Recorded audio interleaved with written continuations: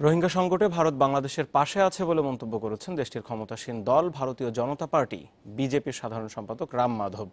রাখাইনে কেন শান্তি বিঘ্নিত হচ্ছে তা মিয়ানমার সরকারের কাছে জানতে চাওয়া উচিত বলেও মনে করছেন তিনি।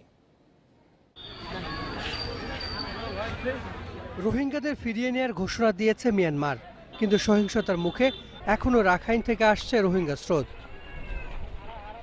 এবারের সংকটের শুরুতে মিয়ানমারের পাশে থাকার ঘোষণা দেন ভারতের প্রধানমন্ত্রী নরেন্দ্র মোদী। তবে পরে অবস্থান পরিবর্তনের ইঙ্গিত দেয় দেশটি। ঢাকা সফররত বিজেপির সাধারণ সম্পাদক রাম মাধবও বলেছেন, সত্যিকারের বন্ধু হিসেবে রোহিঙ্গা সংকটে বাংলাদেশের পাশে আছে ভারত। বাংলাদেশের জন্য রোহিঙ্গাদের ফেরত পাঠানো বড় চ্যালেঞ্জ। এই সংকট মোকাবেলায় বাংলাদেশের প্রতি সহযোগিতা জোরদার করেছে। আমরা বাংলাদেশের পাশে আছি। শিল্পকলা একাডেমির জাতীয় নাট্যশালায় নদী বিষয়ক উৎসবে বিশেষ অতিথির বক্তব্য দেন রাম মাধব। বলেন, বাংলাদেশ ও ভারত একসঙ্গে মিয়ানমারের সমস্যা সমাধানের চেষ্টা করতে পারে।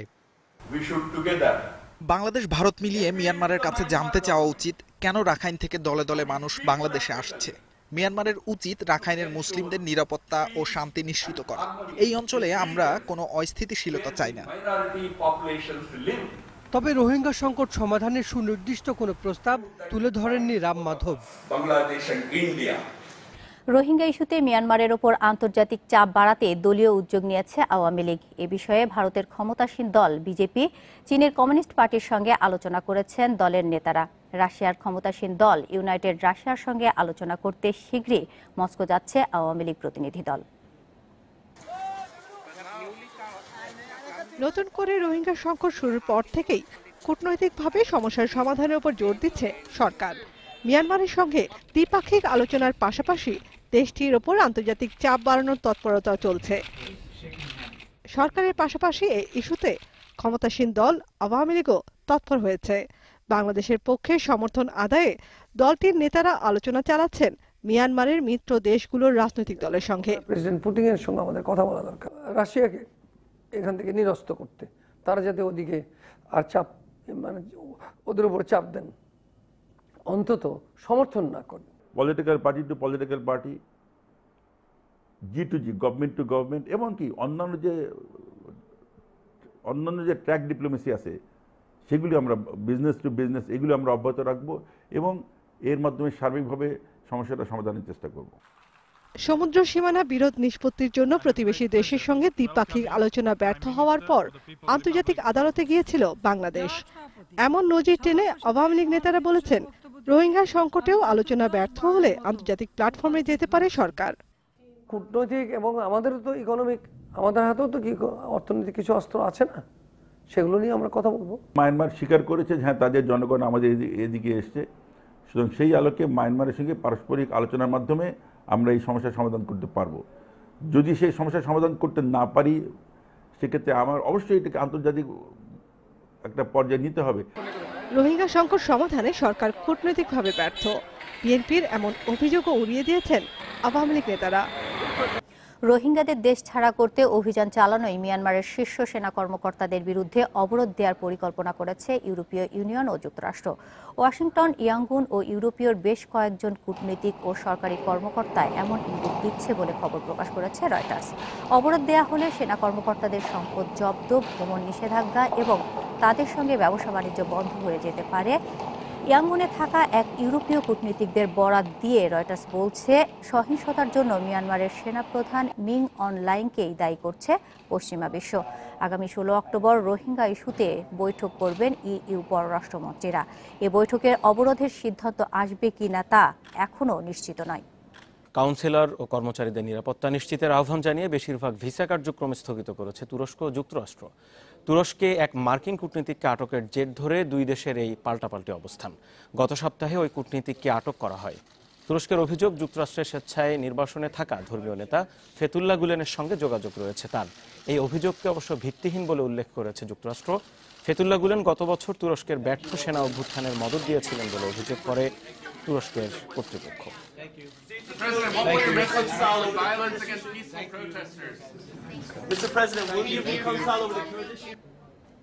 কক্সবাজারে আশ্রয় নেওয়া সব রোহিঙ্গাকে এক জায়গায় রাখার উদ্যোগ নেওয়া হলেও এখনও ছড়িয়ে ছিটিয়ে অর্ধেকের বেশি মানুষ। এ কারণে ত্রাণ বিতরণ সহ সার্বিক ব্যবস্থাপনায় নানা সমস্যার মুখোমুখি হতে হচ্ছে সংশ্লিষ্টদের। তবে পরিকল্পনা বাস্তবায়নের চেষ্টা অব্যাহত আছে বলে জানিয়েছে জেলা প্রশাসন।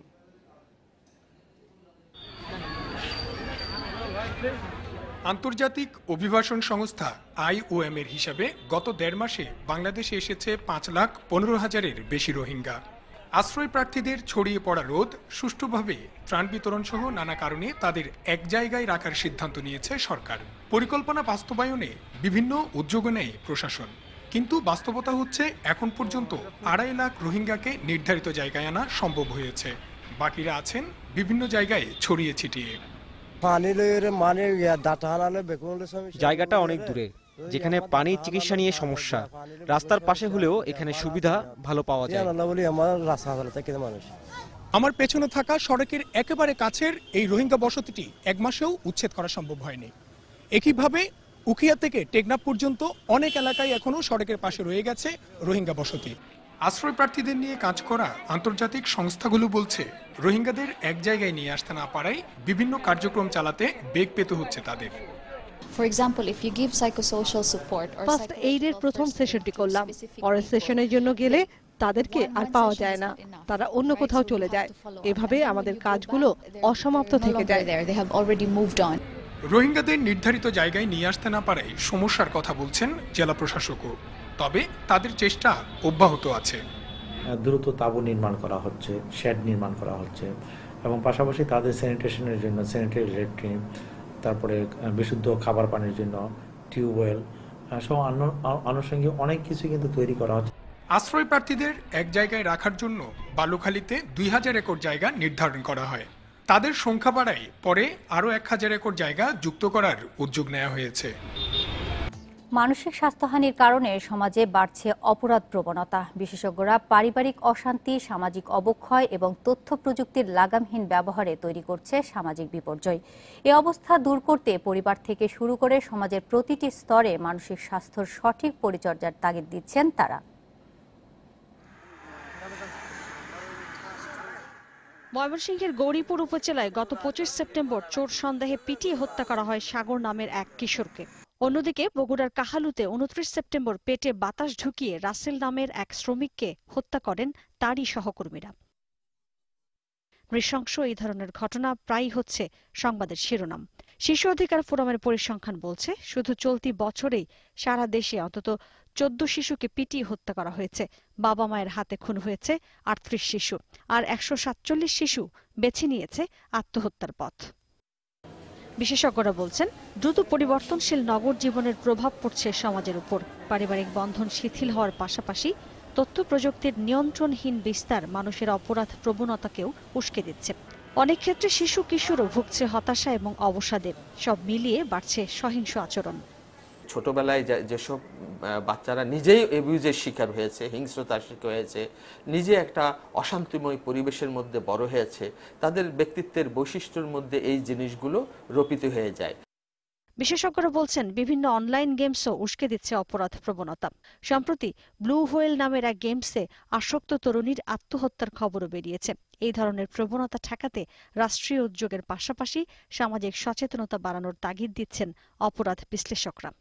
আমরা যেই জিনিসটি গ্রহণ করছি, রিসিভ করছি, সেই রিসিভ করার সাথে সাথে এই পাশাপাশি যে চেকারগুলো থাকার দরকার ছিল, এগুলো না থাকার কারণে সামাজিক নিয়ন্ত্রণের বাহন যেগুলোকে আমরা বলছি, সেই বাহনগুলোর মানে আমি বলবো যে ল্যাক্সের কারণে, আলগাভাবের কারণে কিন্তু আলটিমেটলি এই জিনিসগুলো হচ্ছে। এমন পরিস্থিতিতে মঙ্গলবার পালিত হচ্ছে বিশ্ব মানসিক স্বাস্থ্য দিবস। এবারের দিবসের প্রতিপাদ্য কর্মক্ষেত্রে মানসিক স্বাস্থ্য। Mahmuda Momita, Independent News, Dhaka. যৌতুকের দাবিতে স্ত্রীকে হত্যার অভিযোগে রাজধানীর বনশ্রী থেকে একজনকে আটক করেছে পুলিশ। রোববার রাতে গৃহবধূ জান্নাতুল বুশরার মরদেহ উদ্ধার করা হয়। প্রাথমিক তদন্তে নিহতের শরীরে আঘাতের চিহ্ন আছে বলে জানিয়েছে পুলিশ। স্বজনেরা বলছেন, যৌতুকের দাবিতে প্রায়ই মারধর করা হতো বুশরাকে। নিহত বুশরা ইস্ট ওয়েস্ট বিশ্ববিদ্যালয়ের ছাত্রী ছিলেন। পুলিশ বলছে, তদন্তের পরই এ বিষয়ে বিস্তারিত জানা যাবে। ময়নাতদন্তের জন্য ঢাকা মেডিকেলে রাখা হয়েছে মরদেহ। যে অবস্থা আমরা শুনছি যে মারা গেছে, তাকে পরিকল্পিতভাবে হত্যা করছে। আমি হক বিচার চাই। আমি তো বাবা, তাই না? আমি তো এটা সহ্য করতে পারি না যে আমার একটা ছোট বাচ্চা আমার হাতে পালন হয়েছে। আমরা ধারণা করছি তাকে তার মারপিটের কারণে তার মৃত্যু ঘটেছে। এই ব্যাপারে তার স্বামীকে আমরা জিজ্ঞাসাবাদের জন্য নিয়ে আসছি, এখনো মামলা হয়নি। নিষেধাজ্ঞা অমান্য করে ইলিশ ধরলে জেল জরিমানা। শরীয়তপুরের জেলেরা দণ্ড এড়াতে ব্যবহার করছেন শিশুদের। আইনশৃঙ্খলা বাহিনীর হাতে আটক হলেও শিশুদের শাস্তি দিতে বিব্রত ভ্রাম্যমাণ আদালত। শরীয়তপুরের গোসাইরহাট উপজেলার কুচাইপট্টি দেখে বোঝার উপায় নেই, পদ্মায় মাছ ধরার নিষেধাজ্ঞা চলছে। দিনরাত 24 ঘন্টায় বিনা বাধায় মাছ ধরছেন স্থানীয় জেলেরা। জেল জরিমানা এড়াতে মাছ ধরার কাজে ব্যবহার করা হচ্ছে শিশুদের। আমার অত নদীতে নামতে পারে না, নামলে ধরলে এখানে আমরা ছোট পোলা নাই, যাতে আমার না ধরে দল ছাড়া দেয়। নিষেধাজ্ঞা অমান্য করে ইলিশ ধরায় আইন শৃঙ্খলা রক্ষাকারী বাহিনীর হাতে আটক হয়েছে 17 শিশু। আটক হওয়া এসব শিশুদের শাস্তি দিতে গিয়ে বিব্রতকর পরিস্থিতিতে পড়ছে ভ্রাম্যমাণ আদালত। অপরাধে সহায়তা করে শিশুদের অভিভাবকদের আইনের আওতায় আনার কথা ভাবছে প্রশাসন। এটা আমাদের জন্য অত্যন্ত বিব্রতকর, কারণ আইনে শিশুদেরকে কোনোভাবে এই শাস্তি বা আইনের আওতায় আনার সুযোগ নেই। আমরা তাদের বাবা মাকে, তাদের গার্জিয়ানকে আমরা পেনাল কোডের 34 ধারা মোতাবেক এই আইনের আওতায় আমরা আনতে পারি। তবে জেলেরা বলছেন, একদিকে আয় রোজগারের পথ বন্ধ, অন্যদিকে এনজিও থেকে নেওয়া ঋণের কিস্তি মরার উপর খাঁড়ার ঘা। নিষেধাজ্ঞার সময় ক্ষতিপূরণ দেওয়ার কথা থাকলেও জেলেদের হাতে পৌঁছায়নি কোনো সরকারি সহায়তা।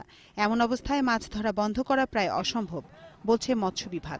যদি সরকার বা এই অভিযান উপলক্ষে যদি কিস্তিটি বন্ধ করে দিত, মাফ করে দিত, তাহলে অভিযানের পরে আবার আমরা মাছ ধরে এগুলা পূরণ করতে পারতাম। সরকারি প্রণোদনা যেগুলো আমরা দেই সেগুলো আমাদেরকে যথাসময়ে দিতে হবে এবং যারা যারা প্রাপ্য তাদেরকে সঠিক সময়ে পৌঁছাতে হবে। এবং এনজিওদের যে সমস্ত ঋণের কথা আপনারা উল্লেখ করেছেন, এই কিস্তিগুলো তাদের না দিতে হয়, তাহলে আমরা আশা করি যে তারা আরও আইনের প্রতি শ্রদ্ধাশীল হবে। নিষেধাজ্ঞা অমান্য করায় গত এক সপ্তাহে শরীয়তপুরে আটক হয়েছে 137 জেলে। জব্দ করা হয়েছে 3500 কেজি ইলিশ ও 7 লক্ষ মিটারেরও বেশি কারেন্ট জাল।